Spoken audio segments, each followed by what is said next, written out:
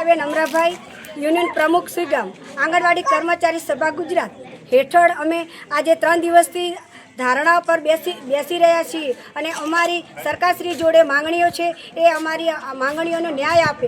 અમે 12 ફેબ્રુઆરી વાવ થરાદના કલેક્ટર સાહેબને આવેદનપત્ર આપ્યું અને અમે ચીમકી આપી હતી કે જ્યાં સુધી 16-17 ફેબ્રુઆરીએ બજેટ બહાર પડવાનું હતું, એ બજેટમાં અમારો કોઈ વધારો થશે નહીં તો અમે હડતાલ કરીશું. પણ હજી સુધી અમને કોઈ જવાબ મળ્યો નથી. આજ દિવસ સુધી અમને કોઈ જવાબ નથી મળ્યો. સતત અમે તાલુકાની બધા કેન્દ્રો બંધ રાખી આજે બેઠા છીએ, પણ કોઈ અમારું હજી સરકારશ્રીએ સાંભળ્યું નથી. તો અમારી સરકારશ્રી જોડે નમ્ર વિનંતી છે કે અમારા પડતર પ્રશ્નો સાંભળે ને અમારી માંગો પૂરી કરે. જે અમારી એપો છે એ અમને ભારરૂપ થઈ રહી છે, જે અમે બાળકોને શિક્ષણ પૂરતા પ્રમાણમાં નથી આપી શકતા અને છે તેમ છતાં હજી સરકારશ્રી દ્વારા કોઈ પણ પ્રકારનો નિર્ણય લેવામાં આવ્યો નથી.